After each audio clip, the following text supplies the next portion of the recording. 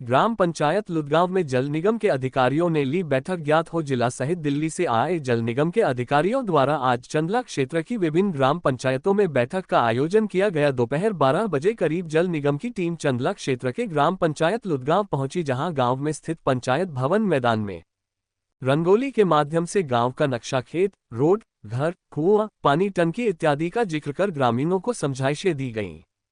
तो वहीं गांव की महिलाओं सहित उनके अधीनस्थ कर्मचारियों द्वारा अधिकारियों का गर्मजोशी के साथ स्वागत किया गया। तत्पश्चात जिले सहित दिल्ली से आए अधिकारियों द्वारा ग्रामीणों के साथ बैठक कर उन्हें पानी का दुरुपयोग न करने के साथ उन्हें पानी के बचाव के कई उपाय बताए गए और नवीन समिति द्वारा जल परीक्षण भी करवाया गया। तत्पश्चात जल निगम के डिस्ट्रिक्ट मैनेजर से पत्रकारों द्वारा पूछा गया कि कंपनी द्वारा पेटी पर ठेकेदारों को कम दिया गया है। पेटी ठेकेदार द्वारा जगह जगह काम को सही तरीके से न पूरा करके गांव में बनी सड़कों को उखाड़कर पाइपलाइन डाली गई है, जबकि आज तक वहां पर सीसी डालकर कार्य को पूरा नहीं किया गया, जिस पर जल निगम के डिस्ट्रिक्ट मैनेजर LL तिवारी द्वारा संतोषजनक जवाब न देकर यह कहा गया कि कार्य को पूरा करवाया जाएगा और यदि ठेकेदार द्वारा लापरवाही बरती जाती है तो ठेकेदार को बाहर भी निकाला जाएगा। वहीं जब डिस्ट्रिक्ट मैनेजर LL तिवारी से पूछा गया कि आपके काफिले में मौजूद गाड़ियों में जिस पर मध्य प्रदेश शासन लिखा हुआ है मगर नंबर प्लेट यूपी की है, तब भी उनके द्वारा ये कहकर बात को खत्म कर दिया गया कि कंपनियों को जहां कम दर में गाड़ियां मिलेंगे वहां की गाड़ियां कंपनी द्वारा लगाई जाएगी।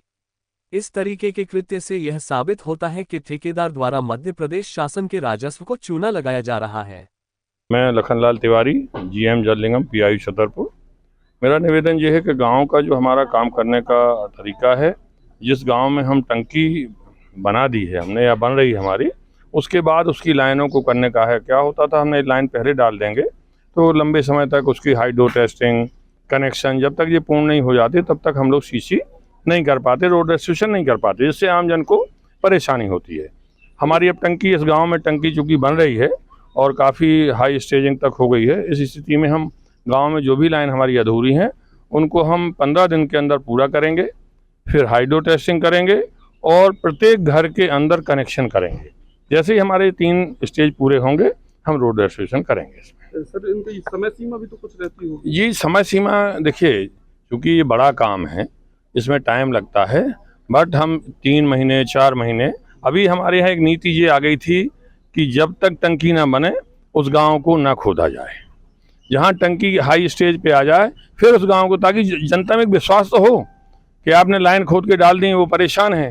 टंकी सबसे पहले बने, इसके बाद गांव की लाइनों को खोदा जाए और हाइड्रो टेस्टिंग की जाए, हाउस सर्विस कनेक्शन दिए जाएं, रोड रेस्ट्रिक्शन किया जाए। पेटी पर काम कर रहे ठेकेदारों द्वारा अगर समय सीमा से ज्यादा काम मतलब समय सीमा पर काम नहीं किया जाता तो उनके खिलाफ क्या कार्रवाई? उनको हटा दिया जाएगा।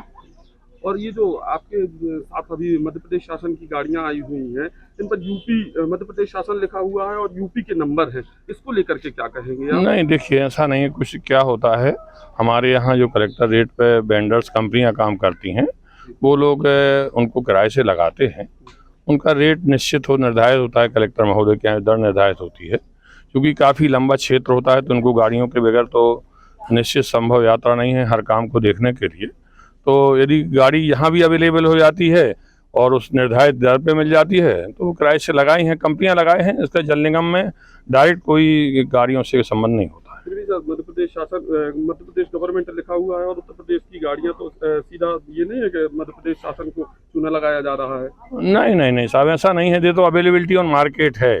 जो गाड़ियाँ किराए से कम दर में देंगे वो अपनी कंपनियाँ अपने हिसाब से किराए से लगाती हैं, उसमें जल निगम सीधे तौर से कोई हस्तक्षेप नहीं करता है।